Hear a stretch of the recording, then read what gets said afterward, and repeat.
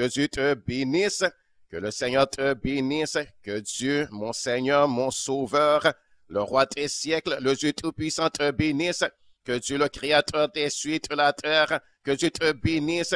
Que le Seigneur l'Éternel te bénisse. Que le Dieu de la Bible te bénisse. Que le Seigneur des armées te bénisse, le Créateur des anges, le Créateur des archanges, le Créateur des chérubins, des séraphins, le Créateur de l'archange Michel et de l'archange Gabriel, le Dieu Tout-Puissant qui te bénisse, Dieu qui t'aime, Dieu qui veut te sauver, qui veut te donner la vie éternelle. Si tu n'as pas encore la vie éternelle, ça vient de Dieu, c'est Dieu qui te donne la vie éternelle, c'est Dieu le Sauveur, c'est Dieu qui ressuscite. C'est Dieu qui ressuscitera les morts. C'est Dieu qui donne la vie éternelle. Le paradis, c'est le paradis de Dieu. Le paradis, c'est le paradis de Dieu. C'est Dieu qui fait rentrer qui il veut dans son royaume, dans son paradis. Béni soit l'Éternel, gloire à Dieu. Il est le Seigneur, il est le Sauveur, il est le Dieu Tout-Puissant. C'est lui le législateur. C'est lui le législateur, c'est lui le sauveur du monde, c'est lui le créateur de l'homme. Il y a un seul Dieu, créateur des cieux et de la terre. Il est tout puissant, il est grand, il est excellent, il connaît tout, il sait tout, il comprend tout, il connaît tout. C'est le Dieu tout-puissant, celui qui nous a formés à son image et à sa ressemblance. Gloire à l'Éternel, gloire à son Saint-Nom. Il est merveilleux, il est magnifique, il est glorieux. Il est excellent, béni soit l'Éternel, il est majestueux, il est magnificence, gloire à son Saint-Nom. Il est saint notre Dieu, il est saint, il n'y a pas de péché en lui, il n'y a pas d'iniquité en lui. Le Seigneur l'Éternel, notre Dieu, c'est un Dieu d'amour, c'est un Dieu d'amour, il est miséricordieux, il est compatissant, il pardonne ceux qui reviennent à lui selon ses conditions. Béni soit l'Éternel, gloire à son nom, c'est lui seul qui sauve. Gloire à l'Éternel des armées, gloire à l'Éternel des armées, le Dieu Tout-Puissant. Je l'aime mon Seigneur, je l'aime mon Dieu, et j'ai relation avec lui, je le connais, alléluia, j'ai relation avec lui. Gloire au Seigneur, gloire à l'Éternel, j'ai été réconcilié avec Dieu. J'ai été réconcilié avec le Seigneur. Maintenant, j'ai relation personnelle et intime avec lui. Gloire à l'Éternel des armées. Gloire à l'Éternel. Il t'appelle toi aussi à avoir relation avec lui. Si tu n'as pas encore relation avec lui, il t'appelle à le connaître personnellement. Il t'appelle à devenir son enfant. Il veut que tu deviennes son enfant d'adoption. Il veut te donner son amitié. Il veut que tu aies son amitié, que tu le connaisses personnellement. Il veut que tu sois avec lui, que tu vives avec lui toujours. Il ne veut pas que tu périsses, mais il veut que tu aies la vie éternelle. Gloire au Seigneur, alléluia, gloire à son Saint-Nom. Béni soit l'Éternel. Et aujourd'hui, je vais vous parler de Dieu, le Seigneur, le Créateur des cieux et de la terre. Béni soit l'Éternel, gloire au Seigneur. Il y a un seul Dieu, Créateur des cieux et de la terre. Un seul Dieu, cependant manifestant trois personnes.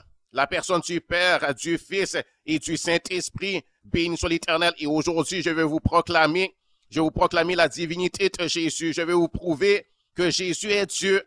Je vais vous prouver que Jésus est Dieu parce qu'il y a beaucoup de gens qui doutent de la divinité de Jésus. Il y a beaucoup de gens qui ne comprennent pas comment Jésus peut être un homme et il peut être Dieu. Il y a beaucoup de gens qui ne comprennent pas. Ils sont dans la confusion à ce sujet.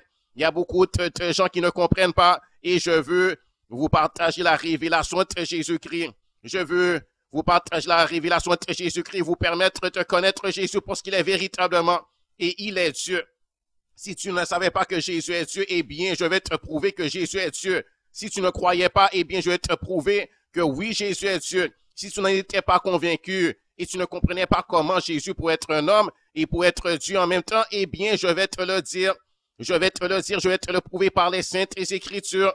Je vais te le prouver par les saintes Écritures. Béni soit l'Éternel, gloire à Dieu, par les écrits de ses prophètes, où Dieu lui-même a parlé aux prophètes. Dieu s'est révélé. C'est Dieu qui s'est révélé à ses prophètes. C'est Dieu qui s'est révélé à ses prophètes. C'est Dieu qui a parlé. C'est Dieu qui a proclamé de lui-même ce qu'il est. Qui il est.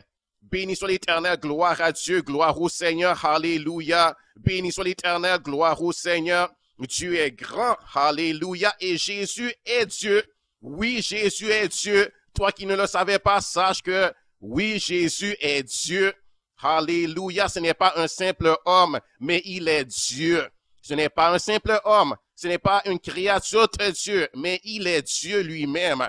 Il est le Créateur, il est le Seigneur, il est le Tout-Puissant, il est Dieu.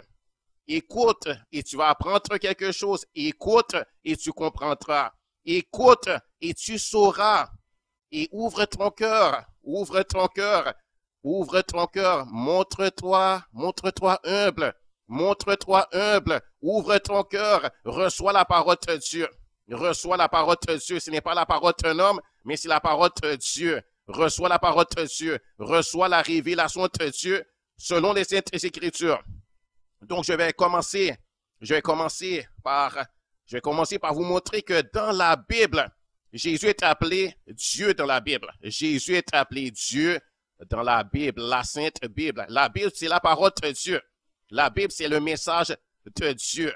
C'est la révélation de Dieu à nous les hommes. C'est la parole que Dieu nous envoie. Ce sont les enseignements de Dieu. C'est les prophéties de Dieu. C'est la parole de Dieu. C'est Dieu lui-même qui parle. C'est Dieu lui-même qui proclame le message. C'est Dieu lui-même qui se révèle. C'est Dieu lui-même qui se fait connaître à nous, hommes de toute nation, de tout peuple, de toute race et de toute langue, de toute génération. Croyez la parole de Dieu. Croyez les Saintes Écritures.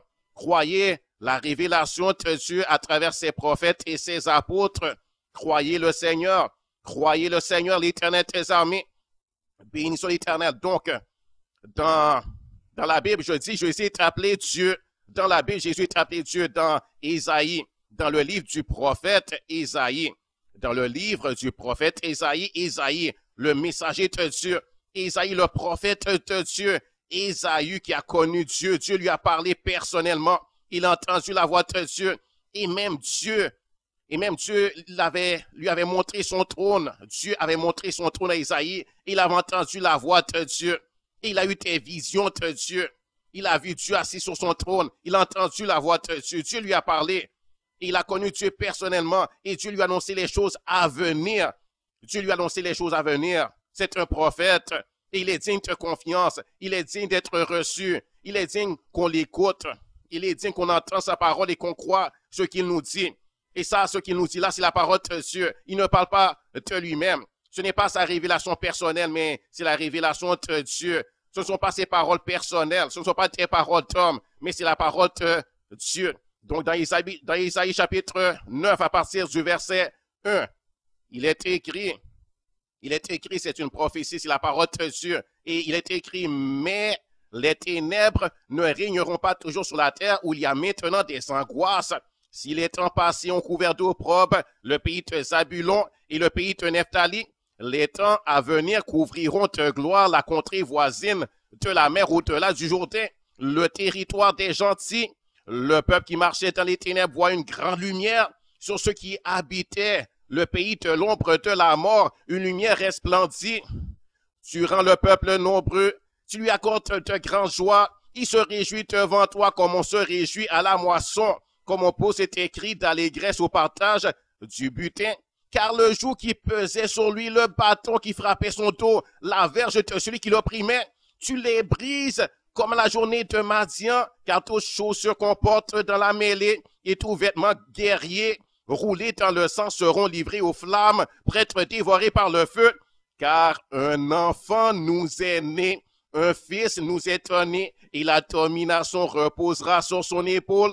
On l'appellera admirable, conseiller, Dieu puissant, Père éternel, Prince de la paix, donné à l'empire de l'accroissement et une paix sans fin au trône de David et à son royaume, l'affermir et le soutenir par le droit et par la justice et maintenant et à toujours.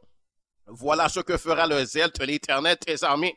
Ici, l'Éternel des armées, le Dieu d'Israël et le Dieu de toutes les nations, celui qui a créé Israël, qui s'est révélé à Israël et à toutes les nations, à travers Israël, à travers ses prophètes. Dieu déclare, Dieu est en train de proclamer que lui-même viendrait sous la forme d'un enfant, puisqu'il est écrit qu'un enfant nous est né. un fils nous est donné. Il est en train d'annoncer qu'un enfant naîtrait et que c'est un fils d'homme et que ce fils d'homme qui allait naître dans les temps à venir, ce fils d'homme qui allait naître, la domination reposera sur son épaule. Et ce fils d'homme, il sera appelé admirable, conseiller, Dieu puissant, Père éternel, prince de la paix. Ce fils d'homme, ce n'est pas un simple fils d'homme, c'est Dieu lui-même qui vient sur la forme d'un fils d'homme. C'est Dieu lui-même qui vient sur la forme d'un homme. C'est le Dieu tout-puissant. C'est le Père éternel. C'est le Père éternel. C'est le Dieu puissant, le Dieu tout-puissant, le seul Dieu. C'est le Seigneur et il vient pour donner à l'empire de l'accroissement et une paix sans fin au trône de David et à son royaume, pour l'affermir et le soutenir par le droit et par la justice et maintenant et à toujours. Voilà ce que fera le zèle de l'Éternel des armées. Voilà ce que fera Dieu lui-même. Donc Dieu est en train d'annoncer qu'il viendra dans le monde et il est venu maintenant. Et c'est Jésus qui est venu. Il est venu et c'est Jésus. Jésus, c'est Dieu. Jésus, c'est l'enfant. C'est l'accomplissement de cette prophétie de Dieu à travers son prophète Isaïe. Jésus, c'est l'accomplissement. Jésus est maintenant appelé admirable, conseiller. Et selon la vérité, il est appelé admirable, conseiller, Dieu puissant. Selon la vérité, c'est la vérité. C'est la vérité. Il est Père éternel. Il est Dieu puissant. Il est appelé en toute justice Dieu puissant. Il est appelé en toute justice Père éternel. Il est appelé Prince de la paix. Gloire au Seigneur, gloire à Dieu. C'est Dieu lui-même qui a proclamé. C'est Dieu lui-même qui a proclamé que Jésus est Dieu. Et il a proclamé ces paroles à peu près 700 ans avant que la chose arrive par le moyen de son prophète Isaïe qu'il avait écrit et qui est conservé maintenant. Et c'est dans le livre du prophète Isaïe. Lisez-le vous-même dans la Bible. Lisez-le vous-même. Lisez les paroles de Dieu à travers son prophète Isaïe. Dans Jean, l'évangile de Jean, Jean était apôtre du Seigneur. C'était un prophète aussi. Il était avec Jésus. Il a connu Jésus. Il était disciple de Jésus. Il était apôtre de Jésus. Il était prophète du Dieu d'Israël. Et Jean est véritable. Jean est authentique. Il parle la vérité. Ce n'est pas un menteur. Ce n'est pas un menteur. Et il connaît le Dieu d'Israël. Et même il a vu Jésus assis sur son trône. Il a vu le ciel. Dieu lui a donné une vision du ciel. C'est lui qui a écrit le livre de l'Apocalypse, qui veut dire révélation. C'est lui. Et Jean était avec Jésus. Jean était un vrai disciple de Jésus. Jean a connu le véritable. Il a connu Dieu, le Dieu d'Israël. C'est un disciple du Dieu d'Israël et un disciple de Jésus. Béni soit l'Éternel. Et Jean a écrit dans Jean, l'évangile selon Jean, au chapitre 1, à partir du verset 1, il est écrit, au commencement était la parole, et la parole était avec Dieu, et la parole était Dieu, et elle était au commencement avec Dieu. Toutes choses ont été faites par elle, par la parole, et rien de ce qui a été fait n'a été fait sans elle. En elle était la vie, et la vie était la lumière des hommes, la lumière, lui, dans les ténèbres, et les ténèbres ne l'ont point reçu. Il y eut un homme envoyé de Dieu, son nom était Jean, et il vint pour servir de témoin, pour rendre témoignage à la lumière, afin que tous croient par lui. Il n'était pas la lumière, mais il parut pour rendre témoignage à la lumière. Cette lumière était la véritable lumière qui, en venant dans le monde, éclaire tout homme.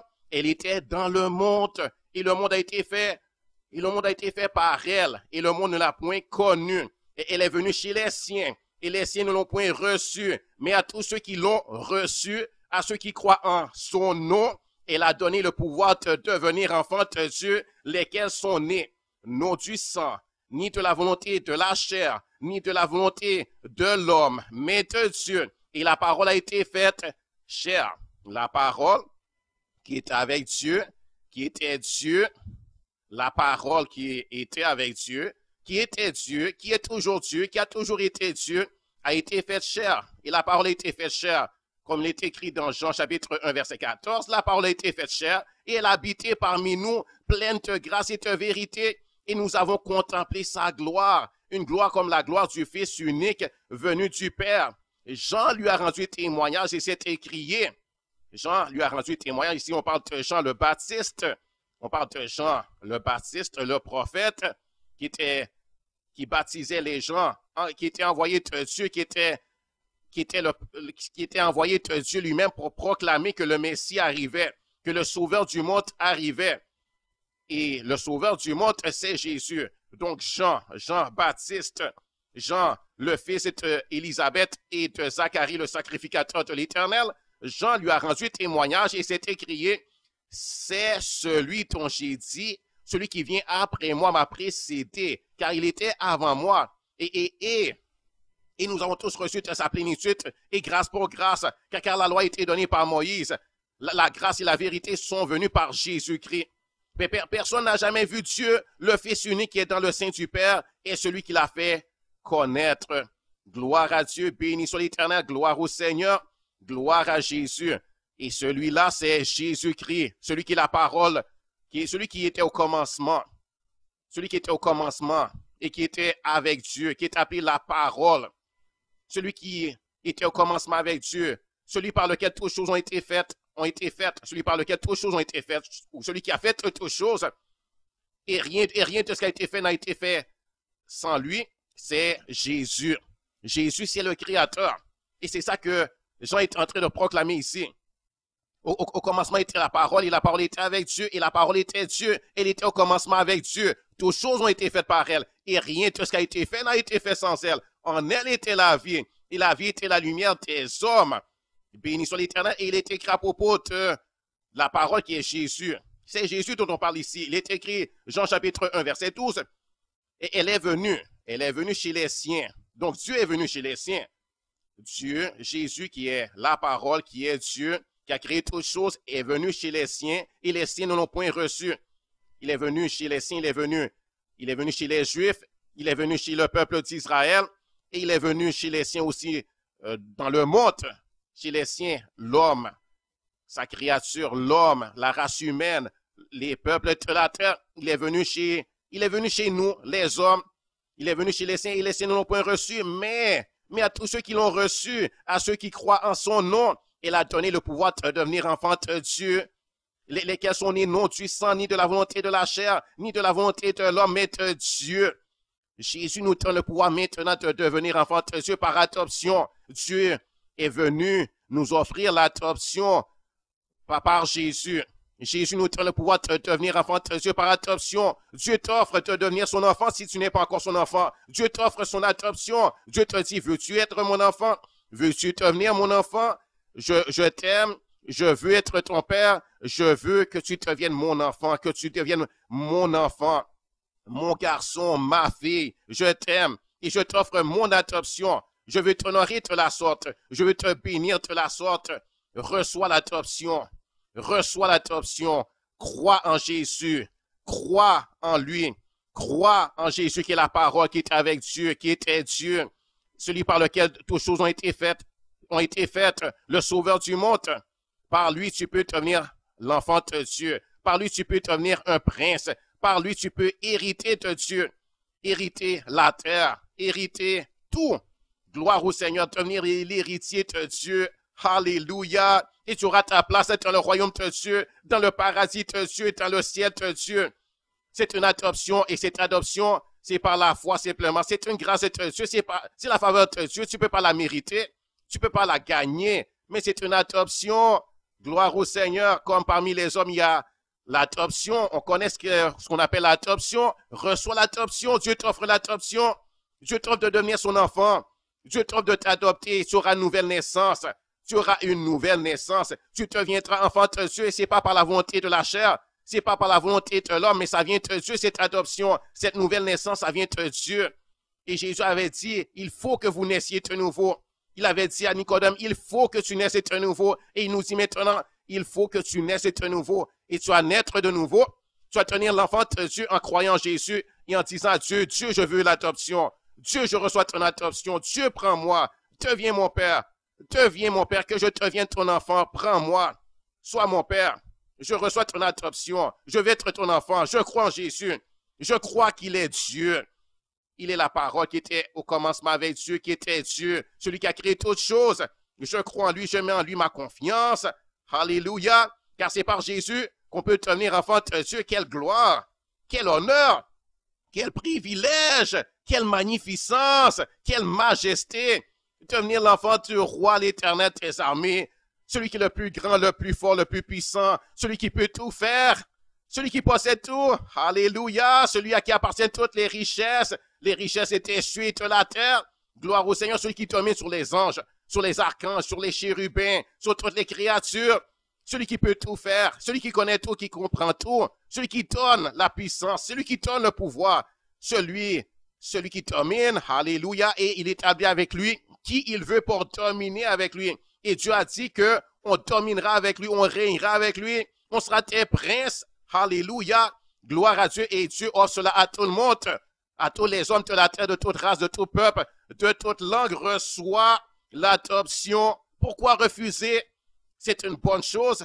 Quel honneur! Alléluia! Moi, j'ai dit oui.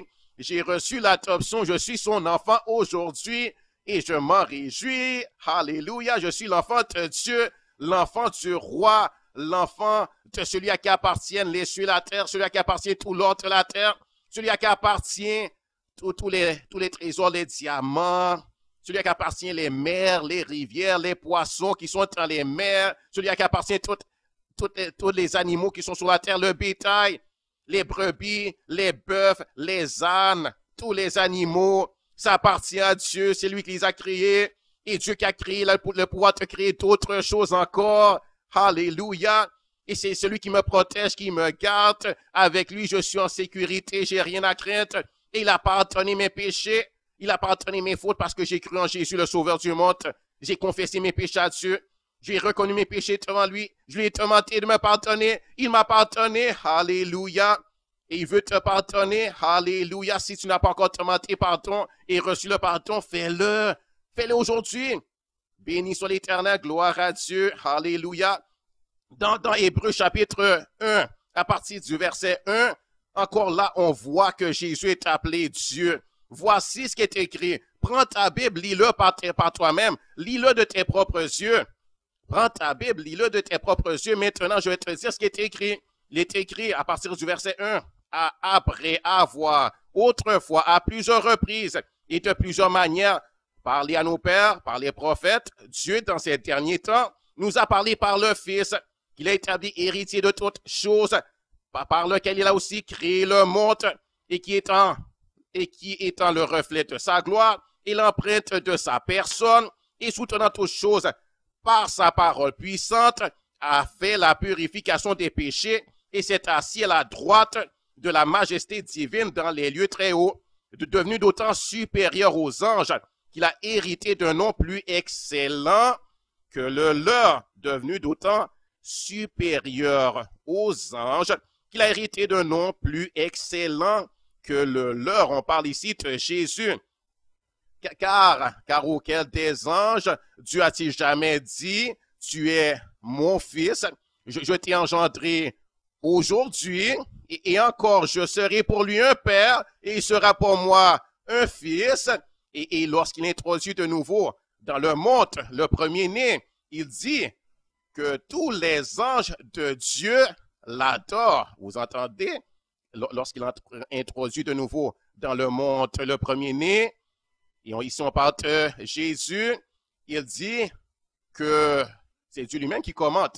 C'est Dieu lui-même qui passe l'ordre. Et il dit que tous les anges de Dieu l'adorent. Que tous les anges de Dieu l'adorent. Et on sait que l'adoration est réservée à Dieu seul. Mais qui est-il, ce premier-né que Dieu a introduit dans le monde? Et Dieu a commenté que ses anges l'adorent. Qui est-il? Eh bien, c'est certainement Dieu, parce que l'adoration est réservée à Dieu seul. L'adoration, c'est réservé à Dieu seul. L'adoration, c'est pour Dieu seul. On n'adore pas les anges, on n'adore pas les chérubins, on n'adore pas les séraphins, on n'adore pas les prophètes, quelques grands, quelques puissants que puisse être cet ange, que ce soit l'archange Michel, l'archange Gabriel, que ce soit les 4 êtres vivants, les 4 séraphins, devant le trône de Dieu, que ce soit les chérubins qui sont sous le trône de Dieu, qui soutiennent le trône de Dieu, que ce soit les archanges, peu importe leur grandeur, peu importe leur puissance, peu importe la dignité que Dieu leur a donnée, peu importe leur rang dans le royaume de Dieu, peu importe leur hiérarchie, peu importe comment ils sont élevés en dignité, en puissance, en gloire devant Dieu. Ils sont seulement tes créatures de Dieu, seulement tes anges. Et l'adoration, ce n'est pas pour eux. Ils n'ont pas droit à l'adoration et personne ne doit se prosterner et les adorer. L'adoration, c'est pour Dieu seulement. Et un homme n'a pas droit à l'adoration. Un simple homme n'a pas droit à l'adoration, quel que soit cet homme, que ce soit Abraham, le père de la nation juive, le père du peuple juif, que ce soit Moïse lui-même, que Dieu a utilisé pour faire tes prodiges et tes miracles et pour faire sortir le peuple d'Israël du pays d'Égypte et qui a apporté la loi de Dieu au peuple de Dieu, qui a reçu la loi de Dieu et qui l'a transmis au peuple. Il n'a pas droit à l'adoration. Aucun prophète n'a droit à l'adoration. Et Dieu ne dirait jamais à qui que ce soit d'adorer un prophète ou d'adorer un ange, un chérubin, un séraphin. L'adoration, c'est réservé à Dieu seul. C'est réservé à Dieu seul. Et si quelqu'un cherche à avoir l'adoration, on appelle ça de l'idolâtrie. Et cette personne-là aura payé ça chèrement devant Dieu. Et Lucifer avait cherché à voler l'adoration de Dieu et il a payé ça chèrement de Dieu. Il a payé ça chèrement devant Dieu. Dieu l'a rejeté. Il est tombé. Et Dieu appelle ça de la rébellion. Dieu appelle ça de la rébellion. Il voulait s'asseoir sur le trône de Dieu. Il voulait prendre la place de Dieu et Dieu a jeté Lucifer à terre. Il l'a jeté à terre et Dieu l'a dépouillé de tout l'honneur que Dieu lui avait donné, de toute la gloire que Dieu lui avait donnée. Il a perdu sa place. Il a été chassé hors du royaume de Dieu, hors du paradis de Dieu. Il a été jeté dans les ténèbres parce qu'il s'est révolté, parce qu'il voulait l'adoration pour lui-même. Mais ici, Dieu dit que tous les anges de Dieu adorent le premier-né, adorent Jésus. Pourquoi? Parce que Jésus, c'est Dieu. Jésus, c'est Dieu et c'est pour ça que les anges de Dieu l'adorent. Alléluia. Et il est écrit un peu plus loin dans Hébreux chapitre 1, verset 7, il est écrit, de plus, il dit, on parle de Dieu, dit des anges, celui qui fait de ses anges tes vents et de ses serviteurs une flamme de feu. Celui qui fait de ses anges tes vents, c'est-à-dire tes esprits, et de ses serviteurs une flamme de feu. Mais il a dit au Fils, et on parle ici, le Fils c'est Jésus, le Fils est un Dieu. Mais il a dit au Fils, ton trône, ô Dieu, est éternel. Ton trône, ô Dieu, est éternel. Ton trône, Dieu a dit, ton trône, ô Dieu, est éternel. Dieu a dit au Fils, à Jésus, ton trône, ô Dieu, est éternel. Le sceptre de ton règne est un sceptre d'équité. Tu as aimé la justice et tu as haï l'iniquité. C'est pourquoi, ô Dieu, ton Dieu t'a oint d'une huile de joie au-dessus de tes égaux, au-dessus de tes collègues. Et encore toi, Seigneur, tu as au commencement fondé la terre et les cieux sont l'ouvrage de tes mains. Donc Dieu est en train de dire à Jésus, parce qu'on parle ici de Jésus, il dit, toi, Seigneur, tu as au commencement fondé la terre et les cieux sont l'ouvrage de tes mains. Ils périront, mais tu subsistes. Ils vieilliront tous comme un vêtement.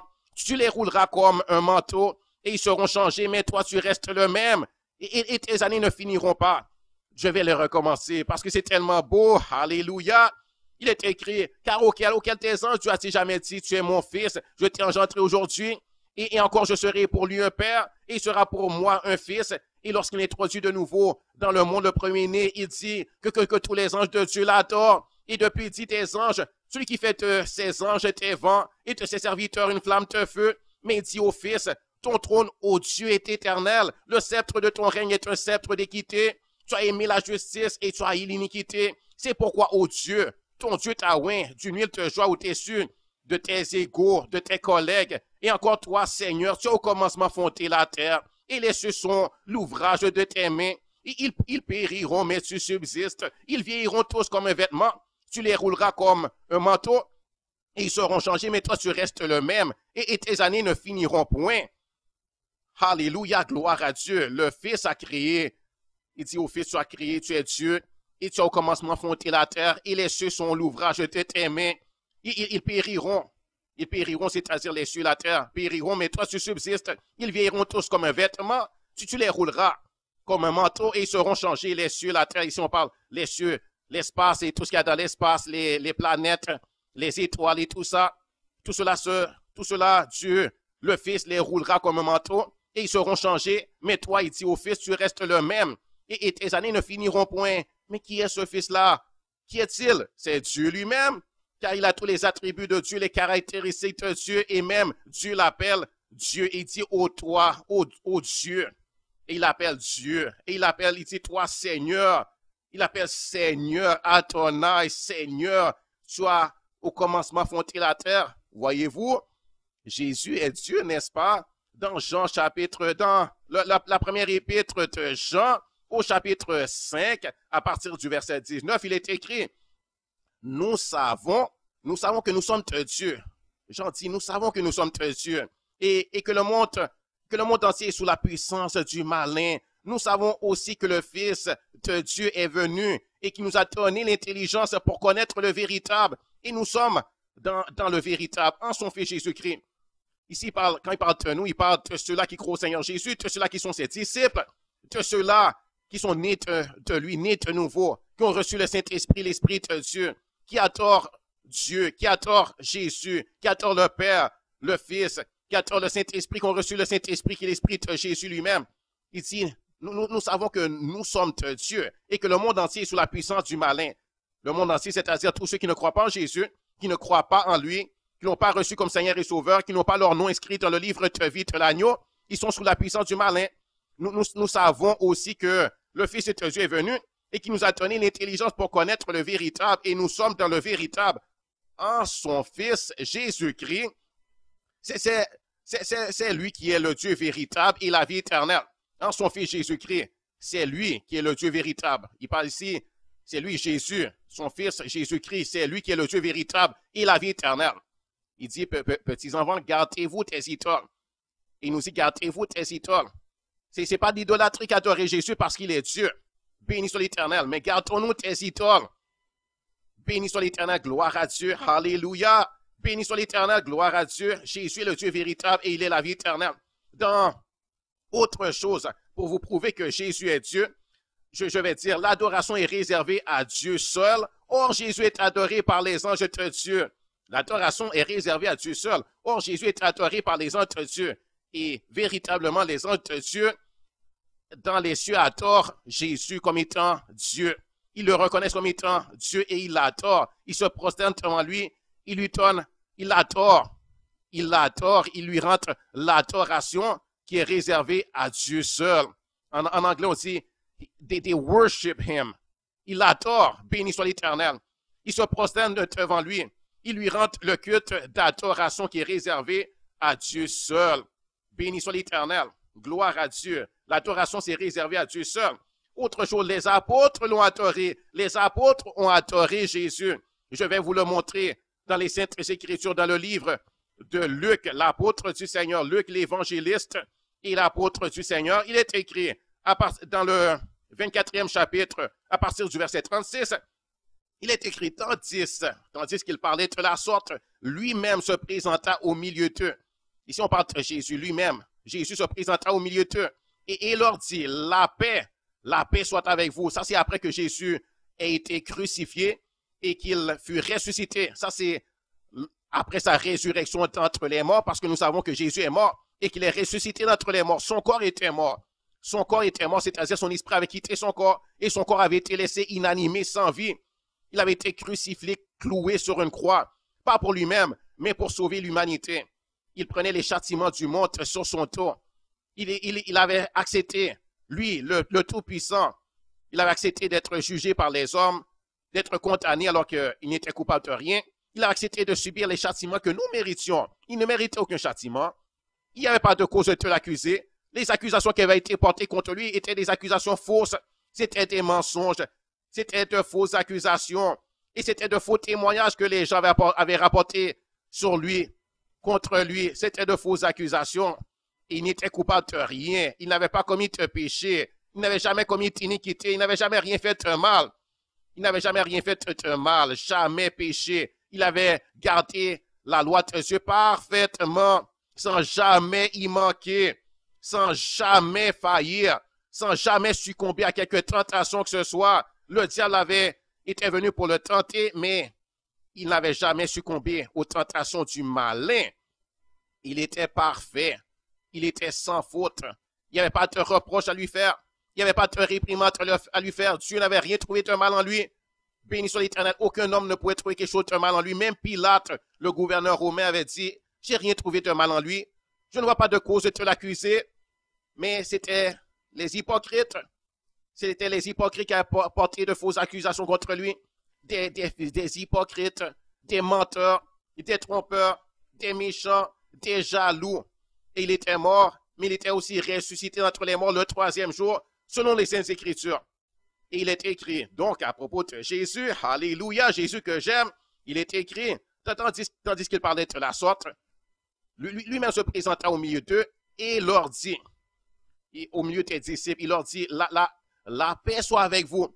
Saisis de frayeur et d'épouvante, ils croyaient voir un esprit, mais il leur dit, pourquoi êtes-vous troublés et pourquoi pareille pensée s'élève-t-elle dans vos cœurs? Voyez mes mains et mes pieds, c'est bien moi, touchez-moi et voyez, un esprit n'a ni chair ni os, comme vous voyez que j'en ai.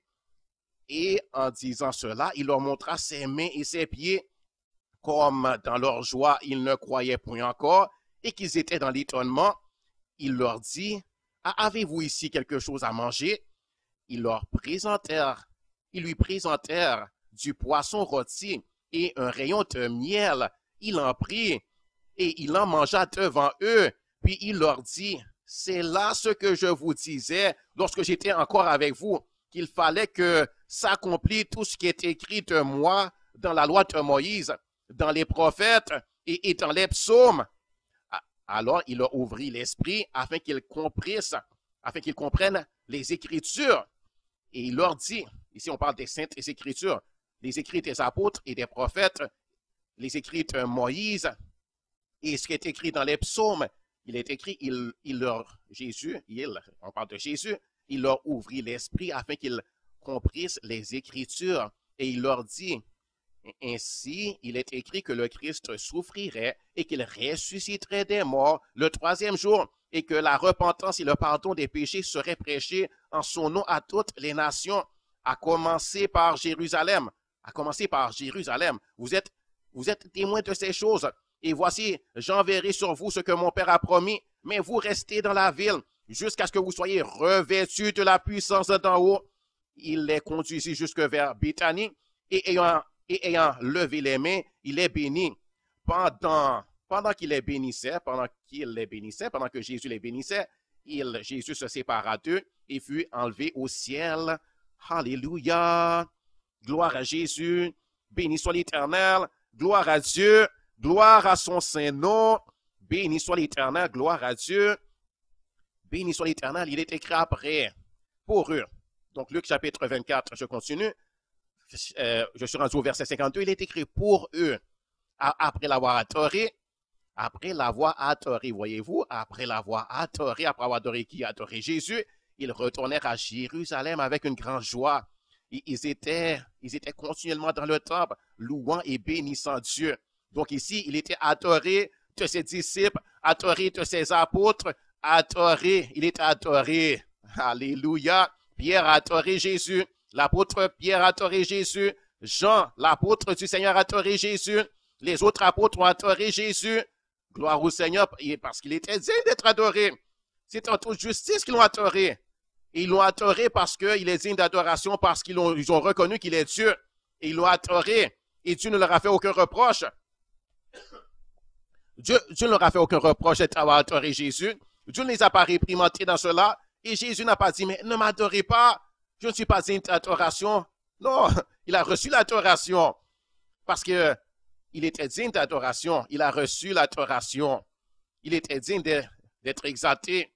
Il était digne d'être loué. Il était digne d'être glorifié et d'être adoré surtout. L'adoration, c'est réservé à Dieu seul. Béni soit l'Éternel. Et Jésus est Dieu. Il n'a pas volé la gloire de Dieu. Il n'a pas volé ce qui était dû à Dieu seul. Parce qu'il est Dieu. Il était digne d'adoration. Il méritait l'adoration.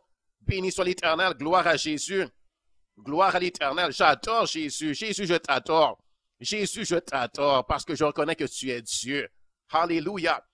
Autre chose, pour prouver la divinité de Jésus, pour prouver que Jésus est Dieu, donc, ce que je vais dire, c'est que l'Esprit de Jésus est identifié comme étant le même que l'Esprit de Dieu. L'Esprit de Jésus est identifié comme étant le même que l'Esprit de Dieu. Dans Romains chapitre 8, à partir du verset 8, vous allez voir ça. Lisez-le vous-même. Il est écrit, or, ceux qui vivent selon la chair ne sauraient plaire à Dieu. Pour vous, vous ne vivez pas selon la chair, mais selon l'Esprit. Si du moins l'Esprit de Dieu habite en vous, si quelqu'un n'a pas l'Esprit de Christ, il ne lui appartient pas. Et si Christ est en vous, le corps est vrai. Le corps, il est vrai, est mort à cause du péché, mais l'Esprit est vie à cause de la justice. Ici, vous voyez, l'Esprit de Dieu et l'Esprit de Christ, c'est Christ. C'est l'Esprit de Dieu, l'Esprit de Dieu, l'Esprit de Christ. C'est le même Esprit qui doit habiter en quiconque veut avoir la vie éternelle. En quiconque reçoit Dieu, c'est l'Esprit de résurrection, c'est l'Esprit qui ressuscite les morts, c'est l'Esprit qui donne la vie éternelle, c'est l'Esprit d'adoption, c'est l'Esprit de Dieu, c'est l'Esprit du Père, qui est le même que l'Esprit de Jésus le Fils, c'est le Saint-Esprit. C'est le même Esprit. Pourquoi? Parce que Jésus, il est Dieu. Et son esprit, c'est l'Esprit de Dieu. C'est pas un esprit humain créé. C'est pas un esprit créé, mais c'est un esprit, c'est l'Esprit éternel de Dieu. C'est l'Esprit de Dieu lui-même. Et Dieu est esprit. Et il faut que ceux qui adorent Dieu l'adorent en esprit, en vérité. L'Esprit de Jésus, c'est l'Esprit de Dieu. Alléluia, parce que Jésus est Dieu. Ça, c'est encore une preuve que Jésus est Dieu. Autre chose, Jésus a des attributs que Dieu seul possède. Jésus a des attributs que Dieu seul possède. Jésus a des qualificatifs que Dieu seul possède. Des attributs que Dieu seul possède. Que Dieu seul possède. Jésus ressuscite les morts par son propre pouvoir. Premièrement, Jésus ressuscite les morts par son propre pouvoir. Il se déclare être lui-même la résurrection et la vie. Or, Dieu seul a le pouvoir de ressusciter les morts et de donner la vie. Si Jésus déclare en toute vérité qu'il est la résurrection et la vie, c'est parce qu'il est Dieu. Il ressuscite les morts. Il a le pouvoir de ressusciter les morts. Un attribut qui appartient à Dieu seul, un pouvoir que Dieu seul a. Celui qui ressuscite et qui donne la vie. Jésus est Dieu. Il est écrit dans Jean, le livre du prophète et apôtre Jean, chapitre 11, à partir du verset 21. Il est écrit, Marthe dit à Jésus, Seigneur, si tu avais été ici, mon frère ne serait pas mort. Seigneur, si tu étais ici, mon frère ne serait pas mort. Mais maintenant même, je sais que tout ce que tu demanderas à Dieu, Dieu te l'accordera. Jésus lui dit, ton frère ressuscitera. Je sais, lui répondit Marthe, qu'il ressuscitera à la résurrection au dernier jour. Jésus lui dit, je suis la résurrection et la vie. Celui qui croit en moi vivra quand même il serait mort. Et quiconque vit et croit en moi ne mourra jamais. Crois-tu cela? Elle lui dit, oui Seigneur, je crois que tu es le Christ, le Fils de Dieu qui devait venir dans le monde. Ici, Jésus déclare à Marthe, je suis la résurrection et la vie. Je suis la résurrection et la vie. Jésus a dit, béni soit l'Éternel, Jésus est la résurrection et la vie. C'est lui qui ressuscite les morts. Dans Jean chapitre 6, à partir du verset 39, Jésus dit, il est écrit, Or, la volonté de celui qui m'a envoyé. C'est Jésus qui parlait. Et il a dit, la volonté de celui qui m'a envoyé, c'est que je ne perde rien de tout ce qu'il m'a donné, mais que je le ressuscite au dernier jour. Que je le ressuscite au dernier jour. La volonté de mon Père, c'est que quiconque voit le Fils et croit en lui ait la vie éternelle. Et je le ressusciterai au dernier jour. Voyez-vous, Jésus a dit que lui-même les ressuscitera au dernier jour. Et Dieu seul peut ressusciter. Jésus ressuscite. Pourquoi? Parce qu'il est Dieu. C'est pour ça qu'il peut dire, je les ressusciterai. Or, on sait que c'est Dieu qui ressuscite les morts. On parle de gens qui étaient morts depuis des milliers d'années, comme par exemple Moïse, le prophète. Ça fait des milliers d'années qu'il est mort.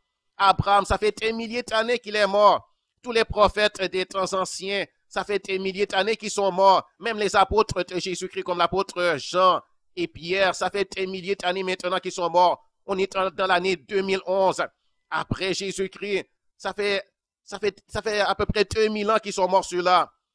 Et leur corps est réduit en poussière. Les vers ont dévoré leur chair.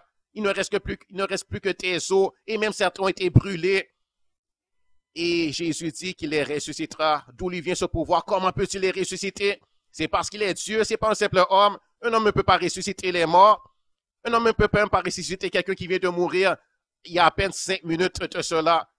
Donc, certainement pas quelqu'un qui serait mort depuis des milliers d'années et dont le corps aurait été réduit en poussière et dont les organes auraient été déjà dévorés par les vers ou par les animaux, ou bien auraient pourri dans la terre, étant sous terre.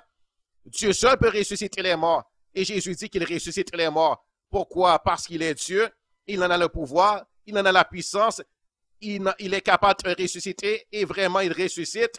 Il n'est pas un menteur, il n'est pas en train de mentir, il n'est pas en train de faire l'orgueilleux ici, il n'est pas en train de faire l'orgueilleux et de proclamer être capable de faire quelque chose dont il ne serait pas capable.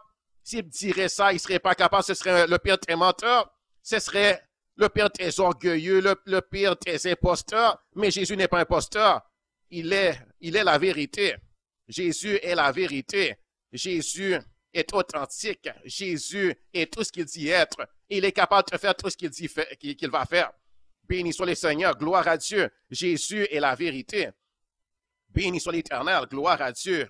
Béni soit l'Éternel. Il est écrit donc la volonté de mon Père, Jésus a dit, c'est que quiconque voit le Fils et croit en lui ait la vie éternelle, et je le ressusciterai au dernier jour.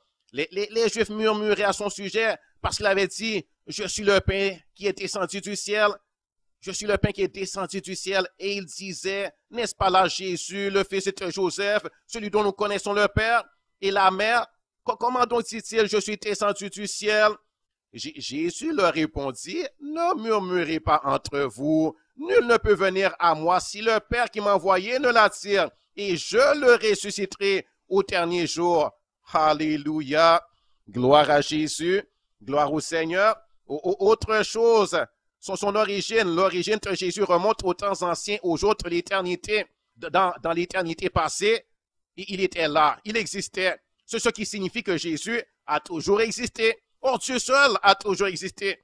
Dans le livre du prophète Michée, prophète du peuple d'Israël, prophète de l'Ancien Testament, il est écrit, Michée chapitre 1, chapitre 5, Michée chapitre 5, à partir du verset 1, il est écrit, et toi, Bethléem Ephrata, petite entre les milliers de Judas, de toi sortira pour moi celui qui dominera sur Israël, et dont l'origine remonte aux temps anciens, aux jours de l'éternité.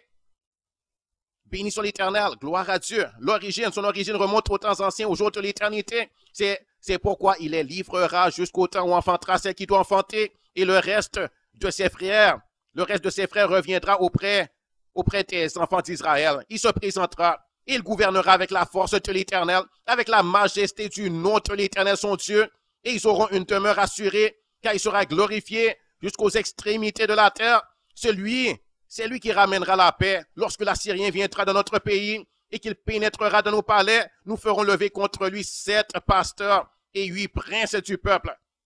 Gloire au Seigneur. Donc ici, Dieu est en train de prophétiser. Dieu est en train de proclamer longtemps d'avance. Dieu est en train de dire que à Bethléem, donc la ville de Bethléem, à Ephrata, pas parmi les milliers de Judas, parmi les milliers de villes et villages de Judas, de toi, il a dit à Bethléem, de toi sortira pour moi celui qui dominera sur Israël et dont l'origine remonte aux temps anciens, aux jours de l'éternité. Donc voyez-vous, l'origine de l'enfant qui allait naître, son origine remonte aux temps anciens. C'est-à-dire qu'il a toujours existé. Et son origine, ici on parle de l'origine, c'est pas son corps qui a toujours existé. C'est pas son corps physique. Son corps physique a eu son commencement dans le ventre de Marie. Mais l'origine de son esprit, de qui il est, l'esprit qu'il est, remonte aux temps anciens, aux jours de l'éternité. Jésus, c'est Dieu qui a formé un corps dans le ventre de Marie.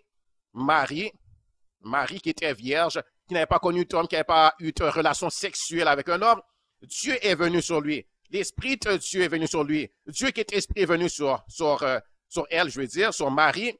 Et Dieu a formé un corps dans le ventre de Marie sans l'aide de quelque homme que ce soit. Il n'y a pas eu de fécondation par un homme, par un être humain, mais c'est Dieu qui a formé simplement un corps dans le ventre de Marie. Dieu avait bien le pouvoir de faire ça. Et Dieu, l'Esprit, est venu habiter dans le corps de cet enfant-là.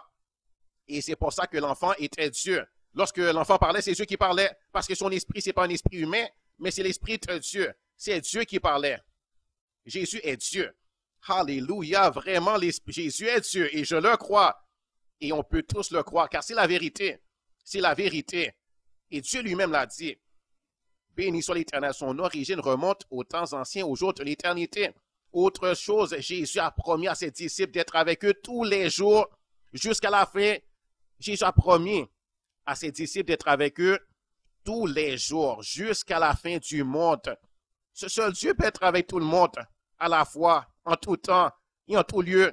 Comment Jésus pourrait-il être avec eux tous les jours et avec eux tous les jours? S'il était un simple homme, comment ferait-il ça? Un homme ne peut être qu'à une place à la fois. Dieu seul peut être partout, en tout temps, en tout lieu. Donc Jésus est en train de dire qu'il est Dieu. Comment peut-il être avec tout le monde? En tout temps, en tout lieu. C'est parce qu'il est Dieu. Dans Matthieu chapitre 28, verset 17, verset 16 plutôt, je commence au verset 16, il est écrit, les 11 disciples allèrent en Galilée, sur la montagne que Jésus leur avait désignée. Quand ils le virent, ils se prosternèrent devant lui. Mais quelques-uns eurent des doutes. Jésus s'étant approché, leur parla ainsi, tout pouvoir m'a été donné dans le ciel et sur la terre. Allez, faites de toutes les nations des disciples, les baptisant au nom du Père, du Fils et du Saint-Esprit, et enseignez-leur à observer tout ce que je vous ai prescrit. Et voici, je suis avec vous tous les jours, jusqu'à la fin du monde. Jésus a dit, voici, je suis avec vous tous les jours, jusqu'à la fin du monde. Et Dieu seul peut être avec eux tous les jours, jusqu'à la fin du monde. Et Jésus pouvait être avec eux tous les jours, jusqu'à la fin du monde, parce que Jésus est Dieu. Et Jésus est avec eux par son esprit. Pas physiquement, mais par son esprit. Parce que son esprit, c'est l'esprit de Dieu qui est partout en tout lieu et en tout temps. Gloire au Seigneur. Alléluia. Autre chose qui prouve la divinité de Jésus, Jésus n'a pas de fin de vie. Jésus n'a pas de fin de vie. Jésus vit éternellement, n'ayant ni commencement ni fin de vie. Il a simplement toujours existé et existera toujours. C'est son esprit, qui est l'esprit de Dieu, qui a toujours existé. Apocalypse chapitre 1, verset 7, il est écrit, donc je veux dire que c'est son esprit, c'est-à-dire c'est pas son corps, comme j'ai déjà dit, qui a toujours existé, c'est pas son corps physique qui a eu son commencement dans le ventre de Marie, mais son esprit, qui est l'esprit de Dieu, a toujours existé. Apocalypse chapitre 1, à partir du verset 7, il est écrit, voici, il vient avec les nuées, et tout un le verra, même ceux qui l'ont percé, et toutes les tribus de la terre se lamenteront à cause de lui. Oui, amen. Je suis l'alpha et l'oméga, dit le Seigneur Dieu, celui qui est, qui était et qui vient, le Tout-Puissant. Et moi, Jean, votre frère qui est part avec vous à la tribulation et au royaume et à la persévérance en Jésus. J'étais dans l'île appelée Patmos à cause de la parole de Dieu et du témoignage de Jésus. Je fus ravi en esprit au jour du Seigneur. Et j'entendis derrière moi une voix forte, comme le son d'une trompette, et qui disait, ce que tu vois, écris-le dans un livre et envoie-le aux 7 églises, à Éphèse, à Smyrne, à Pergame, à Thyatire, à Sardes, à Philadelphie et à Laodicée. Je me retournai pour connaître quelle était la voix qui me parlait. Et après m'être retourné, je vis 7 chandeliers d'or. Et au milieu des 7 chandeliers, quelqu'un qui ressemblait à un fils d'homme, vêtu d'une longue robe et ayant une ceinture d'or sur la poitrine. Sa tête et ses cheveux étaient blancs comme de la laine blanche, comme de la neige. Ses yeux étaient comme une flamme de feu. Ses pieds étaient semblables à de l'airain ardent, comme s'il avait été embrasé dans une fournaise. Et sa voix était comme le bruit de grandes eaux. Il avait dans sa main droite 7 étoiles. De sa bouche sortait une épée aiguë à 2 tranchants. Et son visage était comme le soleil lorsqu'il brille dans sa force. Quand je le vis, je tombais à ses pieds comme mort. Il posa sur moi sa main droite en disant, ne crains point, je suis le premier, le dernier et le vivant. J'étais mort et voici, je suis vivant au siècle des siècles. Je tiens les clés de la mort et du séjour des morts. Ici, on voit qu'on parle de Jésus, n'est-ce pas? Jésus qui était mort et qui est vivant maintenant, qui vit au siècle des siècles. Il dit, écris donc les choses que tu as vues. Il continue en disant, écris donc les choses que tu as vues et celles qui sont et celles qui doivent arriver après elles. Le mystère des 7 étoiles que tu as vues dans ma main droite et des 7 chandeliers. Les 7 étoiles sont les anges des 7 églises et les 7 chandeliers sont les 7 églises. Ici, on voit que celui qui l'a vu, c'est Jésus. C'est Jésus qui s'appelle lui-même et qui dit, je suis l'alpha et l'oméga, dit le Seigneur Dieu. Voyez-vous, ici encore, Jésus dit, je suis le Seigneur Dieu. Je suis l'alpha et l'oméga, dit le Seigneur Dieu. Celui qui est, qui était et qui vient, le Tout-Puissant. Voyez-vous, Jésus revient bientôt.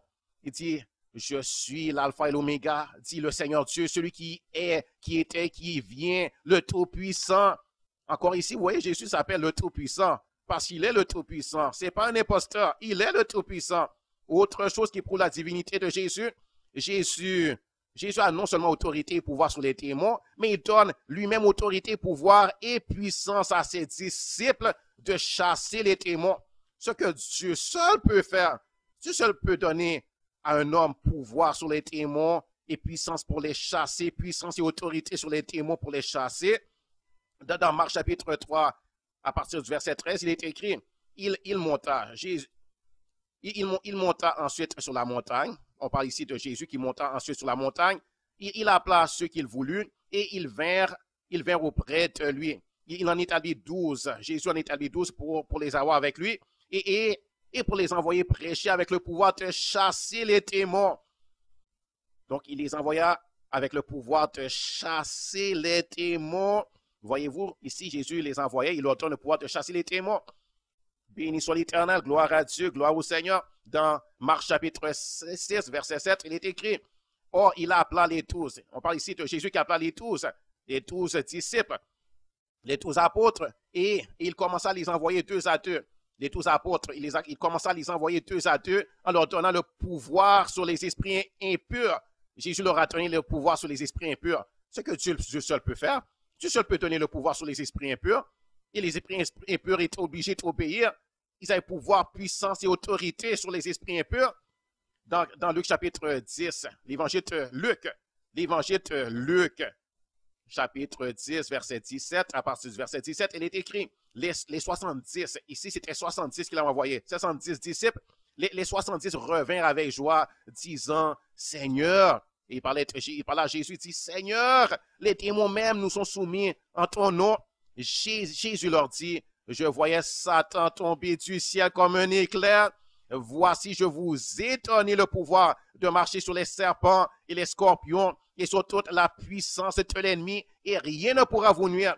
Cependant, ne vous réjouissez pas de ce que les esprits vous sont soumis, mais réjouissez-vous de ce que vos noms sont écrits dans les cieux. Réjouissez-vous de ce que vos noms sont écrits dans les cieux. Ici, on voit que Jésus leur a donné le pouvoir de marcher sur les serpents et les scorpions et sur toute la puissance de l'ennemi. Ici, on parle du diable, sur toute la puissance du diable. Autre chose qui prouve la divinité de Jésus, non seulement Jésus possède le pouvoir de guérir toute maladie et toute infirmité, mais Jésus a le pouvoir de donner à qui il veut le pouvoir de guérir les malades et les infirmes et de chasser les esprits de maladie et de guérir toutes les maladies et toutes les infirmités en l'homme. Dans Matthieu chapitre 10, voici où c'est écrit, où c'est prouvé. Matthieu chapitre 10 à partir du verset 1, il est écrit, puis ayant appelé ses 12 disciples, il leur donna le pouvoir de chasser les esprits impurs et de guérir toute maladie et toute infirmité. Voyez-vous, il leur donna le pouvoir de chasser les esprits impurs et de guérir toute maladie et toute infirmité. Allez, prêchez et dites, le royaume des cieux est proche, guérissez les malades, ressuscitez les morts, purifiez les lépreux, chassez les démons. Vous avez reçu gratuitement, donnez gratuitement. Enfin, béni soit l'Éternel, gloire à Dieu. Mais maintenant, dans Marc chapitre 16, à partir du verset 14, il est écrit, enfin, il apparut aux 11, pendant qu'ils étaient à table, et il leur reprocha leur incrédulité et la dureté de leur cœur, parce qu'ils n'avaient pas cru ceux qu'il avait vu ressusciter. Puis il leur dit, allez par tout le monde et prêchez la bonne nouvelle à toute la création. Celui qui croira et qui sera baptisé sera sauvé, mais celui qui ne croira pas sera condamné. Voici les miracles qui accompagneront ceux qui auront cru. Voici les miracles qui accompagneront ceux qui auront cru. En mon nom, Jésus a dit, ils chasseront les démons, ils parleront de nouvelles langues, ils saisiront des serpents, S'ils boivent quelques breuvages mortels, il ne leur fera point de mal. Ils imposeront les mains aux malades et les malades seront guéris. Le Seigneur, après leur avoir parlé, fut enlevé au ciel et il s'assit à la droite de Dieu. Et ils s'en allèrent prêcher partout. Les disciples s'en allèrent prêcher partout. Le Seigneur travaillait avec eux et confirmait la parole par les miracles qui l'accompagnaient. Voyez-vous, le Seigneur lui-même, le Seigneur Jésus, travaillait avec eux alors qu'il était monté au ciel. Comment pouvait-il travailler avec eux? C'est parce qu'il est Dieu et il peut travailler en tout lieu. Il n'est pas limité par le temps et l'espace, lui, parce qu'il est Dieu. Et le Seigneur travaillait avec eux et confirmait la parole, sa parole. Il confirmait la parole, c'est-à-dire sa parole, la parole de Dieu, la parole de Jésus qui est la parole de Dieu. Il confirmait sa parole par les miracles qui l'accompagnaient, par les miracles qui accompagnaient sa parole que les disciples prêchaient. Alléluia! Autre chose qui prouve la divinité de Jésus, qui prouve que Jésus est Dieu, la Bible, qui est la parole de Dieu, déclare que Jésus, la Bible déclare de Jésus que Jésus a créé les cieux et la terre. La Bible déclare de Jésus que Jésus a créé les cieux et la terre. Or, l'Éternel Dieu déclare dans la Bible que lui seul a créé les cieux et la terre sans l'aide de qui que ce soit. Donc, l'Éternel Dieu de l'Ancien Testament et Jésus, c'est la même personne. L'Éternel Dieu, le Dieu d'Abraham, d'Isaac et de Jacob, le Dieu du peuple d'Israël, qui a parlé à ses prophètes dans l'Ancien Testament, c'est Jésus, avant qu'il ne vienne sur la terre sous la forme d'un homme. Il est écrit dans Ésaïe, le livre du prophète Ésaïe, donc dans les livres de l'Ancien Testament. Il est écrit dans Ésaïe chapitre 43, à partir du verset 10. Vous êtes mes témoins, dit l'Éternel, vous et mon serviteur que j'ai choisi, afin que vous le sachiez, que vous me croyez et compreniez que c'est moi. Et avant moi, il n'a point été formé de Dieu, et après moi, il n'y en aura point. C'est moi qui suis l'Éternel, et hors moi, il n'y a point de sauveur. C'est moi qui ai annoncé, sauvé, prédit. Ce n'est point parmi vous un Dieu étranger. Vous êtes mes témoins, dit l'Éternel. C'est moi qui suis Dieu. Je le suis dès le commencement, et nul ne délivre de ma main. J'agirai. Qui s'y opposera? Et ainsi parle l'Éternel, votre Rédempteur, le Saint d'Israël. À cause de vous, j'envoie l'ennemi contre Babylone, et je fais descendre tous les fuyards, même les Chaldéens, sur les navires dont ils tiraient gloire. Je suis l'Éternel, votre Saint, le Créateur d'Israël, votre Roi. Et ainsi parle l'Éternel qui fraya dans la mer un chemin, et dans les eaux puissantes, un sentier. Béni soit l'Éternel, gloire à Dieu. Voyez-vous, ici Dieu a déclaré que c'est lui le Rédempteur, c'est lui le Sauveur d'Israël, c'est lui le seul Dieu, c'est lui qui a créé. Or, Jésus déclare les mêmes choses de lui-même. La Bible le proclame haut et fort, c'est parce que Jésus est Dieu. Dans Colossiens chapitre 1, dans les livres du Nouveau Testament, Colossiens chapitre 1, verset 12, il est écrit, l'apôtre Paul dit, l'apôtre du Seigneur qui était prophète, qui était l'apôtre du Seigneur, envoyé de Dieu, instruit par Dieu, envoyé par Dieu, et qui avait reçu l'autorité de Dieu pour parler en son nom. Il a dit, rendez grâce au Père, qui vous a rendu capable d'avoir part à l'héritage des saints de la lumière, qui nous a délivrés de la puissance des ténèbres et nous a transportés dans le royaume du Fils de son amour, en qui nous avons la rédemption, la rémission des péchés. Gloire au Seigneur, béni soit l'Éternel, gloire à Dieu. Gloire à l'Éternel, béni soit l'Éternel, gloire à Dieu, béni soit l'Éternel, en qui nous avons la rédemption. En Jésus, nous avons la rédemption, la rémission des péchés. Il est, ici on parle de Jésus, il est l'image du Dieu invisible, le premier-né de toute la création, car en lui ont été créées toutes les choses qui sont dans les cieux et sur la terre, les visibles et les invisibles, trône, dignité, domination, autorité, tout a été créé par lui et pour lui. Gloire au Seigneur, gloire à l'Éternel, béni soit l'Éternel. Ici, il est écrit que c'est lui qui a créé toutes choses. Tout a été créé par lui et pour lui. Par lui, le Fils, Jésus, et pour lui. Il est avant toute chose et toute chose subsiste en lui. Il est la tête du corps de l'Église, il est le commencement, le premier-né d'entre les morts afin d'être en tout le premier. Car Dieu a voulu que toute plénitude habitât en lui, Jésus.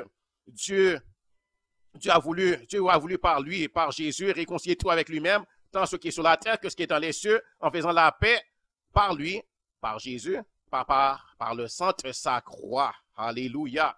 Dans Jean chapitre 1, à partir du verset 1, on l'a déjà lu que Jésus il était déclaré Jésus qui c'est lui qui a créé les cieux et la terre. Il était écrit au commencement était la parole, et la parole était avec Dieu, et la parole était Dieu, il était au commencement avec Dieu, toutes choses ont été faites par elle, et rien de ce qui a été fait n'a été fait sans elle. En elle était la vie, et la vie était la lumière des hommes.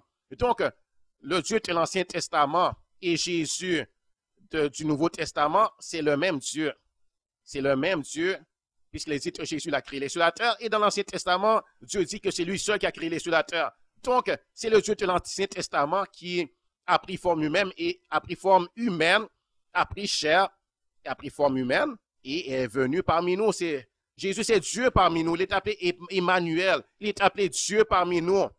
Et il est appelé admirable conseiller, Dieu puissant, Père éternel, Prince de la paix. Rappelez-vous, gloire au Seigneur.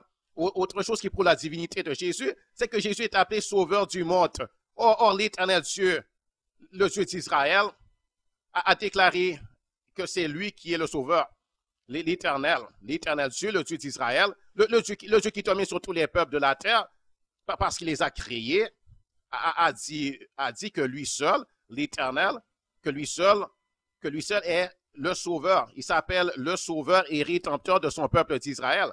Donc Jésus est Dieu, venu nous sauver et nous racheter de la malédiction, de la servitude aux mains du péché et aux mains du diable. Il est Dieu venu nous sauver de la mort et de l'enfer en prenant forme humaine et en offrant son corps comme expiation pour nos péchés, en offrant son corps qu'il avait créé dans le ventre de Marie et qui avait grandi et dans lequel il avait marché sur la terre. Il a offert ce corps-là en sacrifice expiatoire pour nos péchés. Béni soit l'Éternel, gloire au Seigneur. Donc, dans deuxième épître de Pierre, chapitre 1, à partir du verset 1, il est écrit ici, Simon Pierre, serviteur et apôtre de Jésus-Christ, à ceux qui ont reçu en partage une foi du même prix que la nôtre, par la justice de notre Dieu et du Sauveur Jésus-Christ. Voyez-vous, ici, Jésus est appelé Sauveur. Que la grâce et la paix vous soient multipliées par la connaissance de Dieu et de Jésus notre Seigneur. Car, béni soit l'Éternel. Donc, aussi dans Tite, maintenant je suis dans Tite, l'épître de Paul à Tite, chapitre 2, à partir du verset 11, il est écrit, car la grâce de Dieu, source de salut pour tous les hommes, a été manifestée. Elle nous enseigne à renoncer à l'impiété et au convoitisme mondaine et à vivre dans le siècle présent selon la sagesse, la justice et la piété, en attendant la bienheureuse espérance et la manifestation de la gloire du grand Dieu et de notre Sauveur Jésus-Christ, qui s'est donné lui-même pour nous, afin de nous racheter de toute iniquité et de se faire un peuple qui lui appartienne, purifié par lui et zélé pour les bonnes œuvres. Gloire à Dieu. Et dans Isaïe chapitre 43, verset 3, donc les livres de l'Ancien Testament, le livre du prophète Isaïe, il est écrit, et c'est Dieu qui a parlé, disant, car je suis l'Éternel ton Dieu, le Saint d'Israël ton sauveur. Je donne l'Égypte pour ta rançon, l'Éthiopie et Saba ta place. Vous êtes mes témoins, dit l'Éternel, vous et mon serviteur que j'ai choisi, afin que vous le sachiez, que vous me croyez et compreniez que c'est moi. Avant moi, il n'a point été formé de Dieu, et après moi, il n'y en aura point. C'est moi qui suis l'Éternel, et en moi, il n'y a point de sauveur.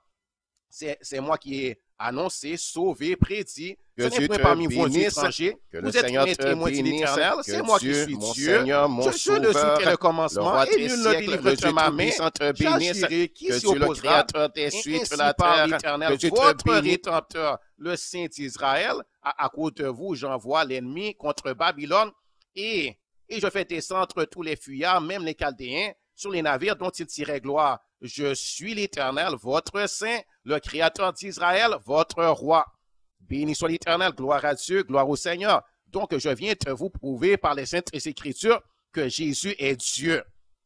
Jésus est Dieu, croyez-le. Si vous ne croyez pas que Jésus est Dieu, si vous refusez de le croire, si vous endurcissez vos cœurs et refusez de croire que Jésus est Dieu, si vous le reniez, si vous le rejetez, si vous dites « il n'est pas Dieu », c'est juste un homme, ou bien c'est juste un ange, ou bien c'est juste un bon prophète, un apôtre, mais il n'est pas Dieu. Si vous rejetez Jésus pour ce qu'il est véritablement, c'est-à-dire Dieu sauveur, Dieu rédempteur, Dieu manifesté dans la chair, Dieu venu nous sauver, si vous refusez de croire ça, vous ne pouvez être sauvé.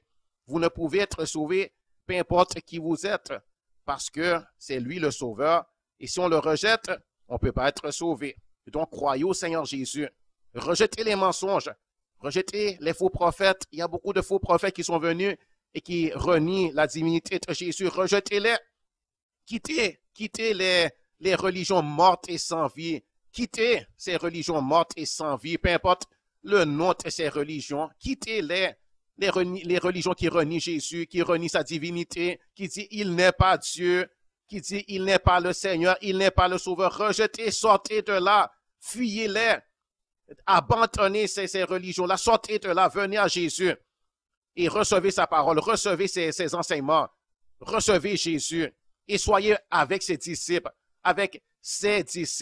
et recevez les enseignements de ces vrais prophètes, des pasteurs qu'il a établis, des évangélistes, et ses serviteurs. Ne croyez pas les menteurs, ne croyez pas les faux prophètes, rejetez-les, les faux prophètes du bouddhisme, les faux prophètes de l'islam, les faux prophètes du shintoïsme, du confucianisme, rejetez-les, croyez au Seigneur Jésus, c'est lui le Sauveur. Que Dieu vous bénisse, que Dieu vous bénisse et que Jésus vous bénisse.